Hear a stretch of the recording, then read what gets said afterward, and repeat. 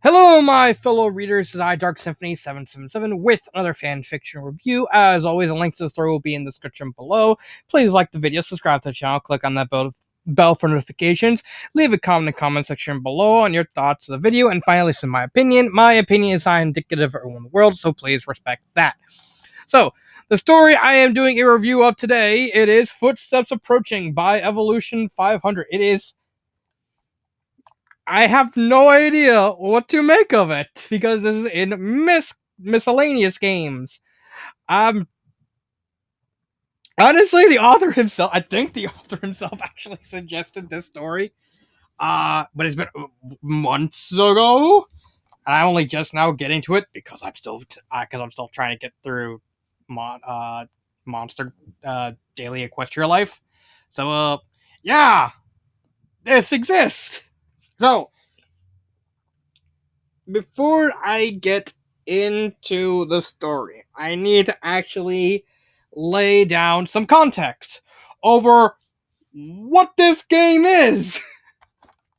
So, this is based off a game called 3D Monster Maze, or more specifically, this story is, I guess, would the best way to put it would be this is a novelization of 3D Monster Maze. What is 3D Monster Maze?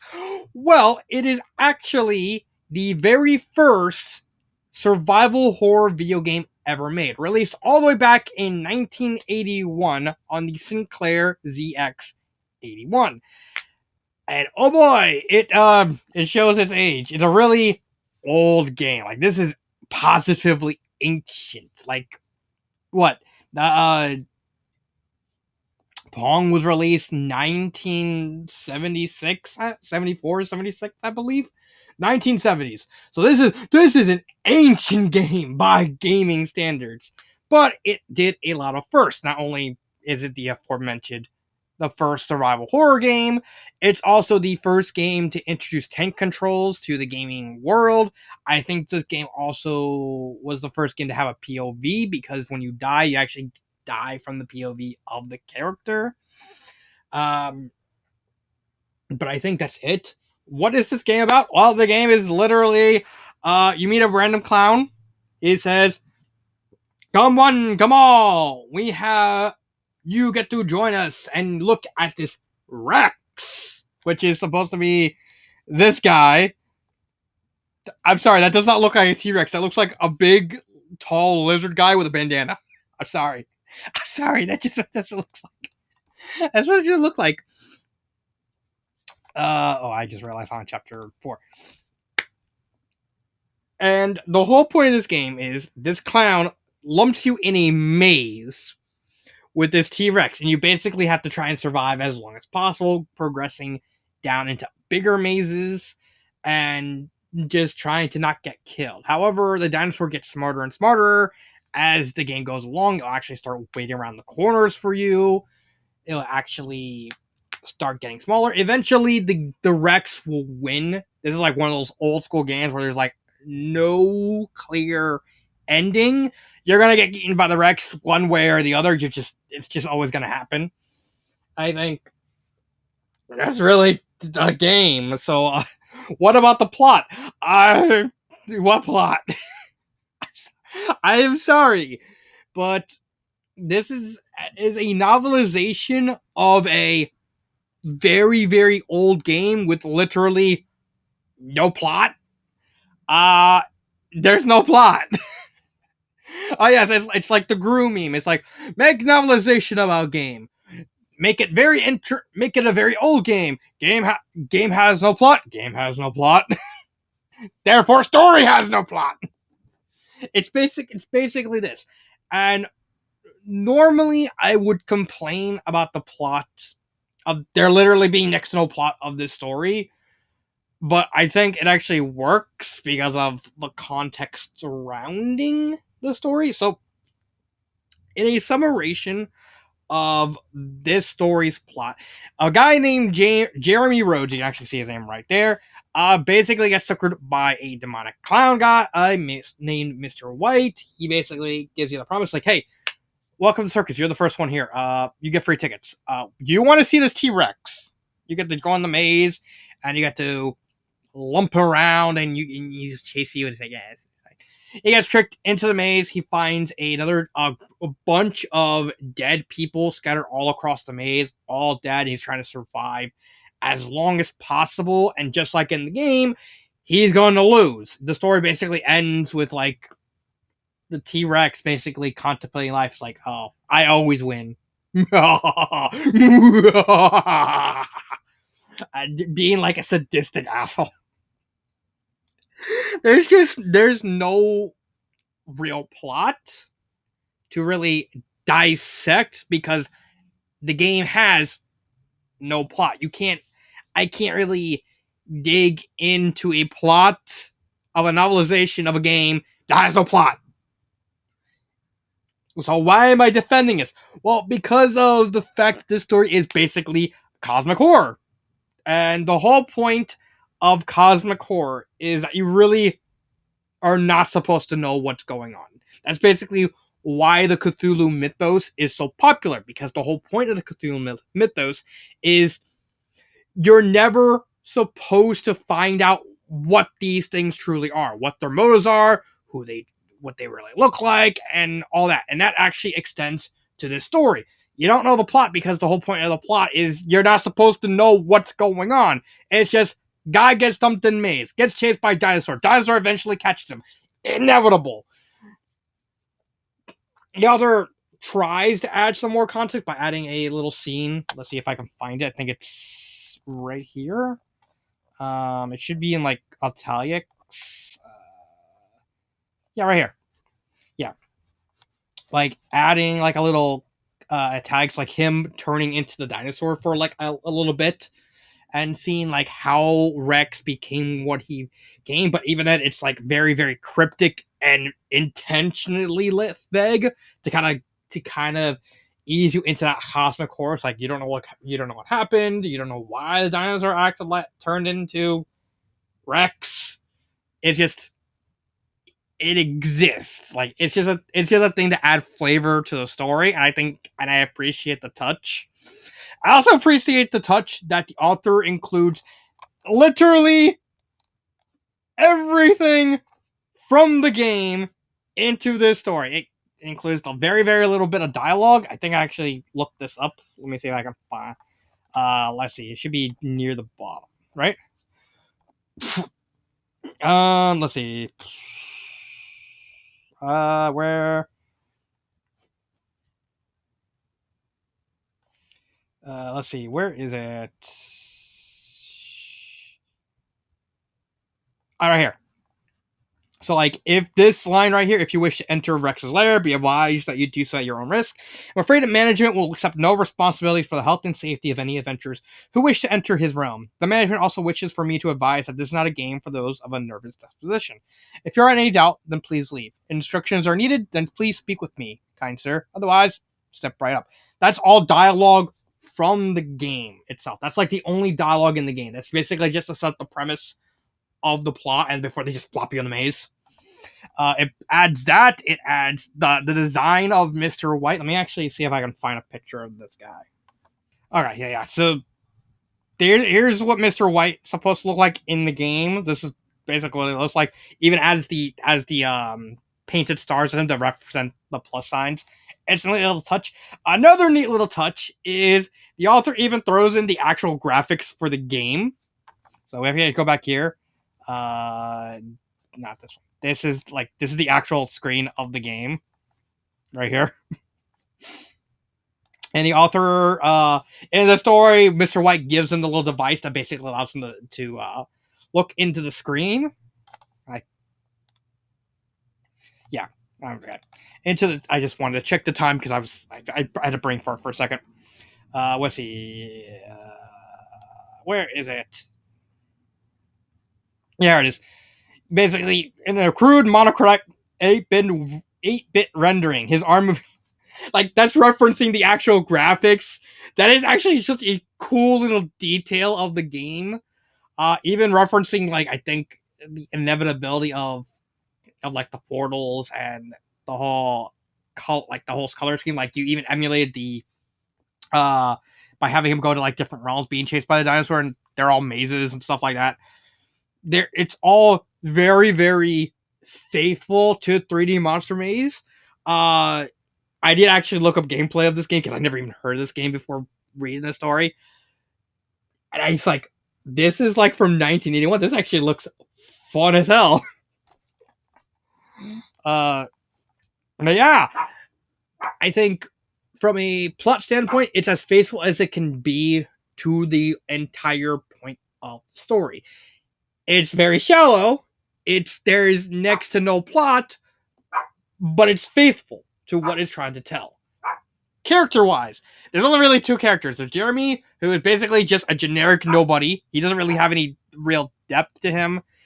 Again, this is deliberate. The whole point is he's just endlessly running from Rex. So of course, there's not going to be next to nothing with the guy because he's not the star of the show. It's Rex. So for what the story is trying to do with Jeremy, he fulfills the main character role quite well, despite being one note and just a nothing character at the end of the day. Rex, on the other hand, is a very interesting, despite being a Eldritch Abomination Tyrannosaurus Rex. Yes, you heard that right. The author decides to go ahead and give him like a very sadistic personality. Like partway through the story, he's getting distracted because the device died, and he's trying to figure out what's going. And he was like waiting on the side, waiting for the pass, and then just rips off an arm. Apparently, there's even in the last chapter, Jeremy even narrates that there was like a part where he was being chased, where instead of like chasing him, the T-Rex was just standing there. It's like he just starts smiling, like. Hey, run. Yeah, better run.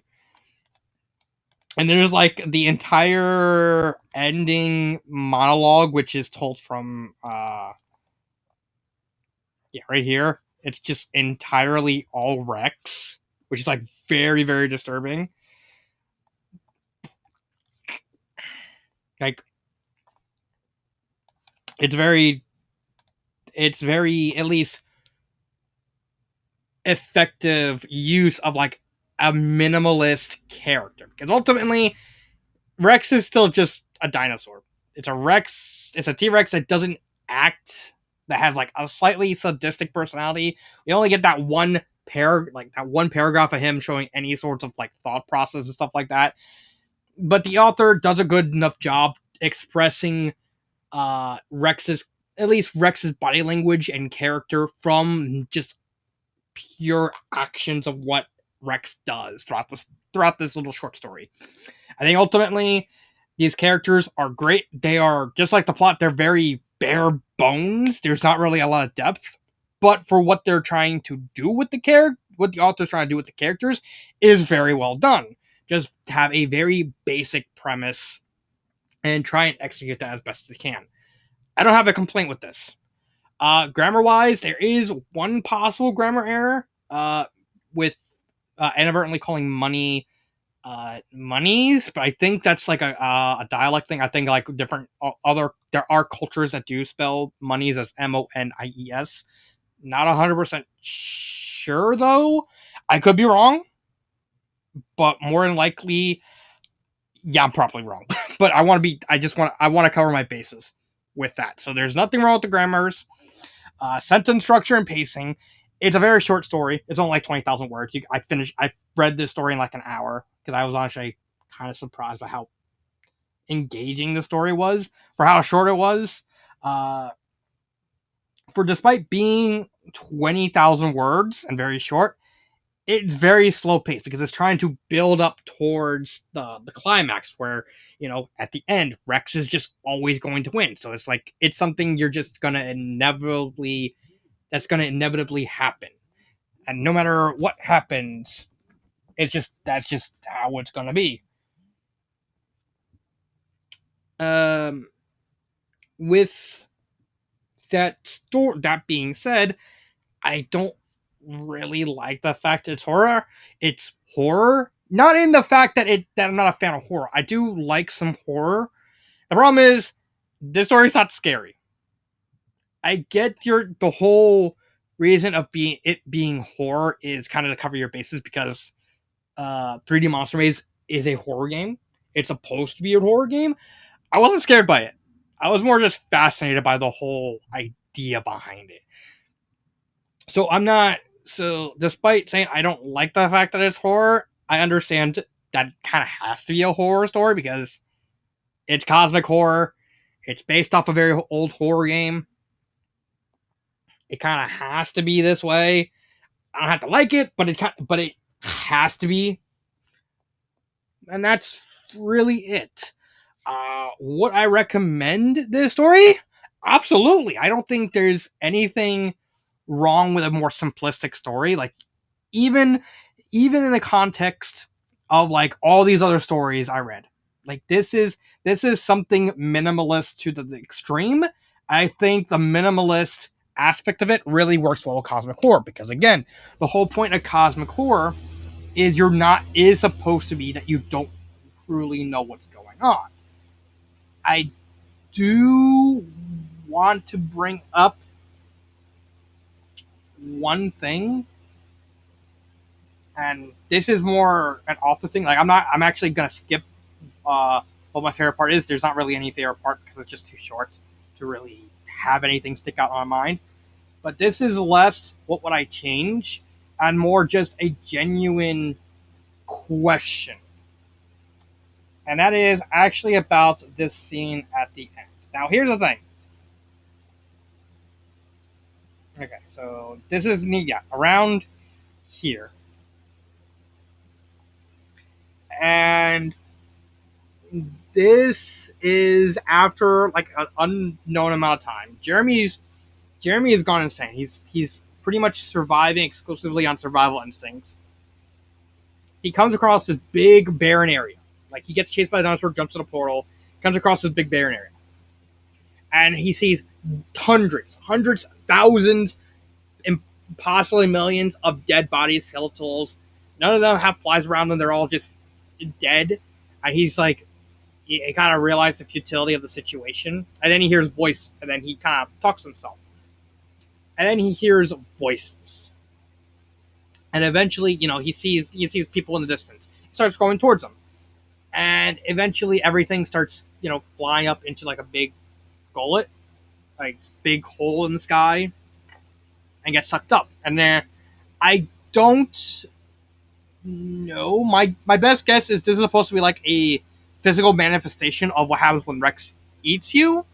Like because I know the whole point of the game is Rex will eventually get you. Like I get that, but I don't know if this is supposed to represent him actually getting Jeremy, or it could represent what happens when you actually beat the game, beat quote unquote, like you progress so far, the game's coding actually starts breaking down, and it could be like or it could be Rex just saying, "All right, I had my fun with this specific guy," and just cheating, because this chapter also has like cheating by erupting out of the floor. So it does prove that he's probably getting tired of Jeremy outsmarting managing to outrun the guy, and he just kind of like I had my fun with you. Goodbye. I don't know for sure. I would like to know an answer from the author because I'm pretty sure the author himself was the one who suggested this story. But at the end, but if you want my honest opinion on this story as a whole, I think this is a good story for what it's trying to tell, for what it's trying to convey. I have no complaints, no criticism, nothing bad about the story itself. And hey, even like the horror aspect, it may not have been scary for me, but it could be scary for someone else. So yeah, that's another short story. Footsteps Approaching by Evolution 500. I gotta admit, I was actually pretty impressed by such a out there premise being executed pretty well. I will see you next time. This has been Dark Symphony 777, and